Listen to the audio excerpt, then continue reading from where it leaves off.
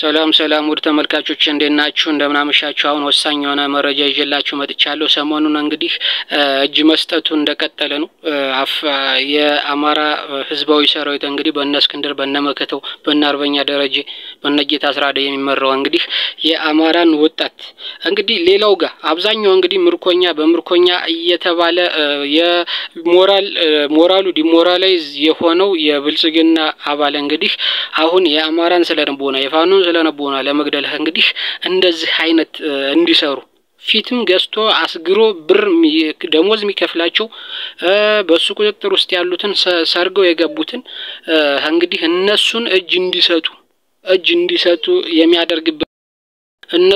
እንዲሰጡ የሚያደርግበት ምክንያት ምንድነው? የሞራል ባላንስ ለመፍጠር ነው።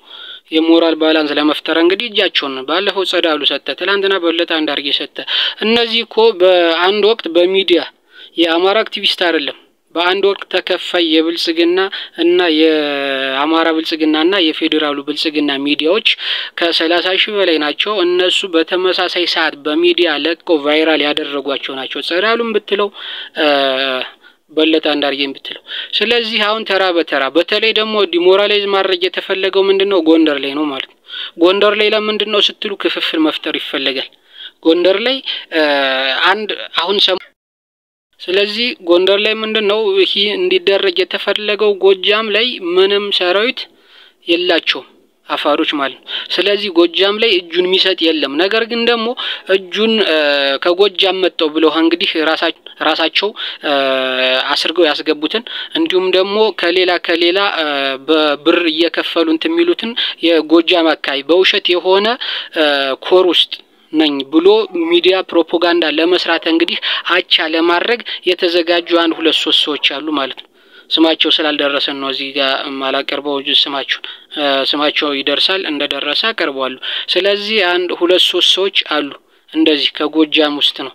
ከጎጃም የዘመነ አመራርነት ዘመነ ራስ ወዳት ስለሆነ ዘመነ እንደዚህ ስለሆነ አግልዬ ከብልጽግና የተሻለ ስለሌለ ወደዚህ እጄን ሰጥቻለሁ የሚል በዚህ ሰዓት ጎንደር ላይ እንዲሰጡ እየተደረገ ነው። ሰጥቷል እንግዲህ ሁለቱ ሌላም አሉ እንዲሰጡ የሚደረግ ትዕዛዝ የተሰጣቸው ማለት ነው። አሁን ምንድነው እዚህ ጋር ጎጃም ላይ የኛ አይደለም የኛ ጎጃም እጅ አይሰጥም እንዲል የተዘጋጀ የብልጽግና አክቲቪስት አለ። ጎጃሜ ጎንደሬ ነው እንዴ ጎንደሬ መሰላችሁ እጅ የሚሰጥ አይነት ለማስተጋባት ማለት ነው።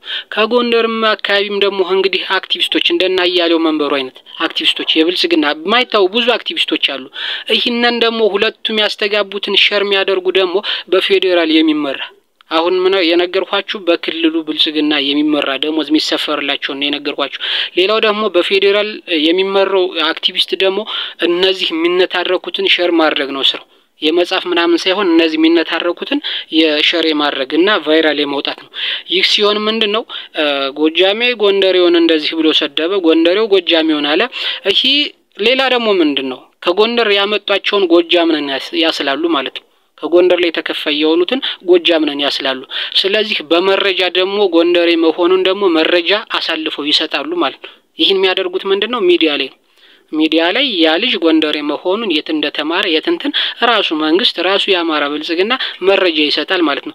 ያ ማለት ይጦዛል ማለት ነው። የራሳችሁን ምርኮኛ በእኛ ታስላላችሁ የሚል ደግሞ ሲፖስቱ ሼር የሚያደርጓሉ እነዛ። ስለዚህ በዚህ አይነት መንገድ በጎጃምና ጎንደርን የመክፈል ሴራ ነው ያዙት። ስለዚህ ይሄ በጣም ማንም ጁኒስት ማንም ድሮም ፋኖ አልነበረም ድሮም ለዘረፋ ነው የወጣው። አሁን እጁን የሚሰጠው ሐሳቡን ያልቀየረውም ለዘረፋ ስለማይመቸው ነው። ሐሳቡን እንትን ያላለውም ደግሞ ፋኖስ መጥቶ በነፃ ነው የሚታገለው ለአማራ ነው የሚታገለው።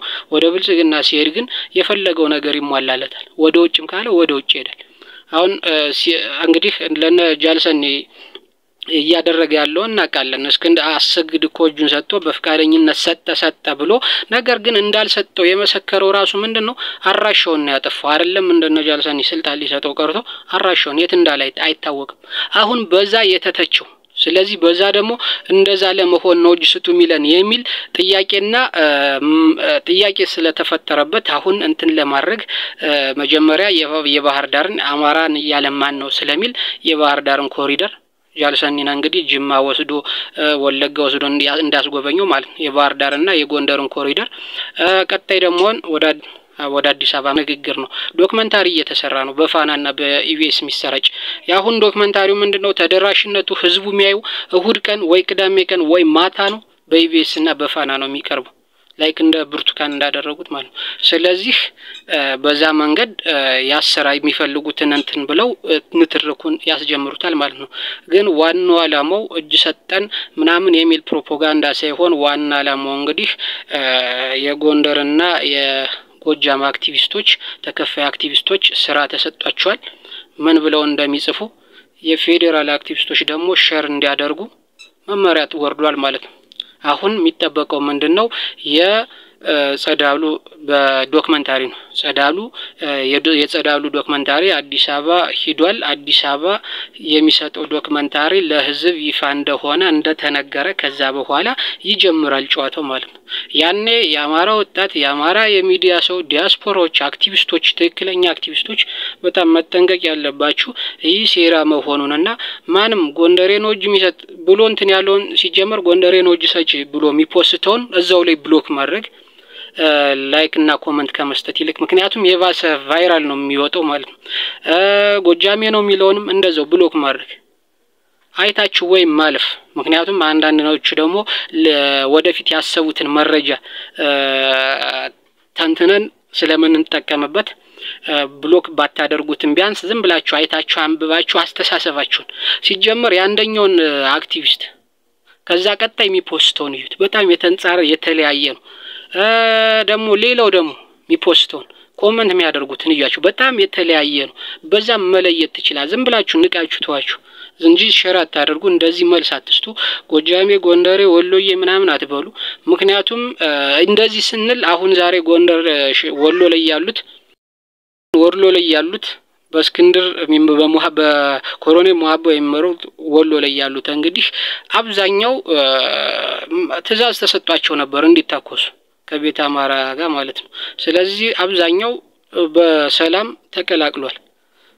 አሁን እንደዚህ ጎጃሜ ጎንደሬ ወሎዬ እንደዚህ ተማራቂ በዓል ነው ቁጥርኛ ማለት ነው ሼር ባደረግነው ቁጥር እኛ የምናጣው ምንድነው እንደዚህ አይነት ንጹሃኖችን ሳያውቁ ወይም ደግሞ ተገደው ታጥረው መውጣት ያልቻሉ ሊወጡ ቤተሰብ እንኳን እኮ አይፈቀርላቸው ቤተሰብ እንዲጠይቁ አፋሮች ቤተሰብ እንዲጠይቁ አይደለም ከቦታ ቦታ ከከተማ እንዲወጡ ራሱ እንትን አይላችሁ በመከላከያ ያሳጥሯቸዋል በራሳቸው ገዳይ ቡድን ያሳጥሯቸዋል።